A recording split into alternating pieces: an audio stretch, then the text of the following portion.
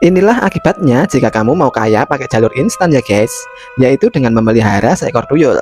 Tapi seperti biasa, yang sayang orang tua coba absen dan subscribe ya guys.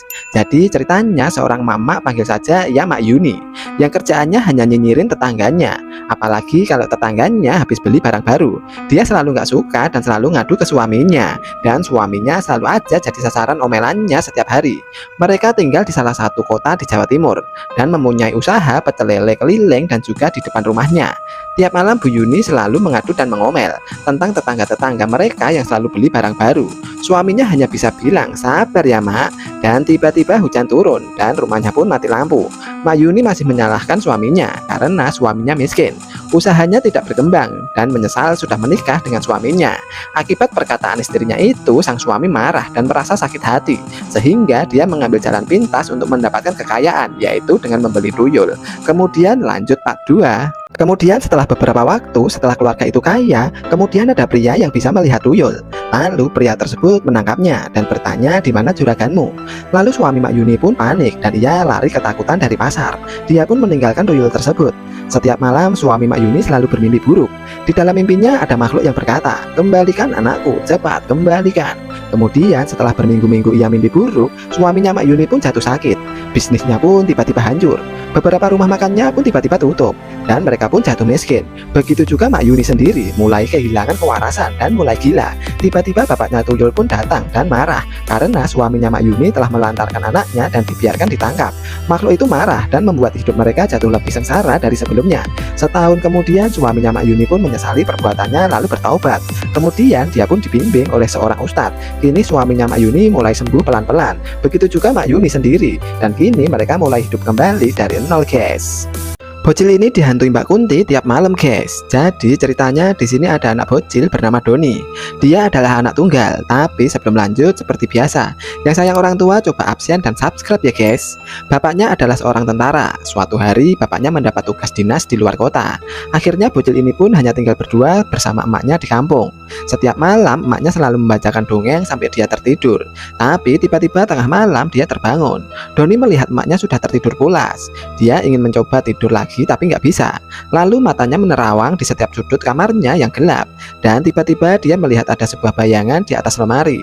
Doni terus memperhatiin bayangan itu. Tapi lama-lama bayangan itu berubah menjadi sosok perempuan yang sedang tertidur. Kemudian dia membangunkan emaknya. Tapi emaknya tak menghiraukan perkataan Doni dan malah menyuruh Doni untuk tidur kembali. Dan keesokan harinya pun sama. Dia kembali melihat bayangan perempuan di atas lemari itu dan dia pikir itu bayangan emaknya. Tapi ternyata lanjut part 2. Part 2. Hampir beberapa malam Doni selalu melihat bayangan di atas lemari. Lalu tiba-tiba ia melihat sosok Mbak Kunti di depannya yang sangat menyeramkan. Seketika itu pun Doni dibangunkan emaknya karena hari sudah pagi.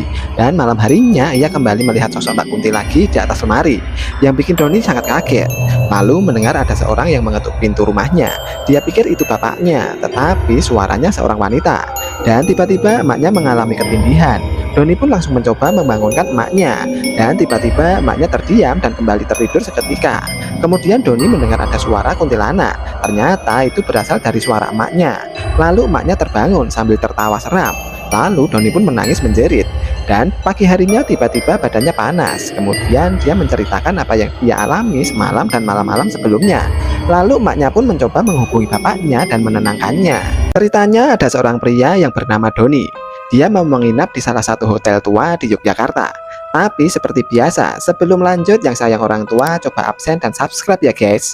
Hotel tersebut sudah berdiri sejak zaman Belanda. Bangunan dan kamarnya memang terlihat agak tua. Saat bermain laptop, Doni merasa ada yang aneh. Dia merasa ada seorang di sekelilingnya.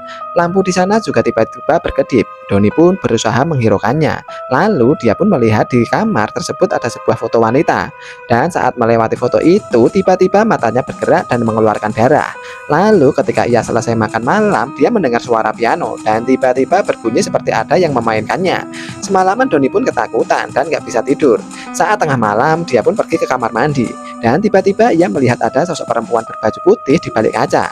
Dan keesokan harinya, dia pun langsung buru-buru check out dari kamar hotel tersebut dan nggak mau menginap lagi di sana. Apakah teman-teman di sini pernah mengalami kejadian horor seperti ini? Komen ya guys. Kalau kalian punya pohon di depan rumah yang sudah bertahun-tahun di sana, lebih baik jangan ditebang ya guys. Atau kalian akan mengalami hal seperti ini. Tapi sebelum lanjut, yang sayang orang tua coba absen dan subscribe ya guys. Jadi kejadian menyeramkan ini datang dari seorang pemuda bernama Joko. Di sini Joko lagi menyaksikan ayahnya beserta tukang suruhannya yang sedang menebang pohon. Joko sangat sedih karena pohon itu sudah ada sejak zaman neneknya masih kecil. Tapi sejak pohon itu ditebang muncul kejadian aneh. Joko selalu ditampakkan oleh hantu di rumahnya. Dan beberapa hari setelah menebang pohon itu, kemudian Joko mendapat kabar bahwa orang yang menebang pohon itu telah meninggoy tiba-tiba. Enggak hanya itu, ayah ibunya juga mengalami sesuatu. Setiap malam mereka selalu ditampakin sosok saat sedang berdoa untuk mengusir hantu itu, tapi ternyata hantunya malah ikut berdoa guys. Waduh, gimana ceritanya? Masa hantu ikut berdoa? Kok serem malahan?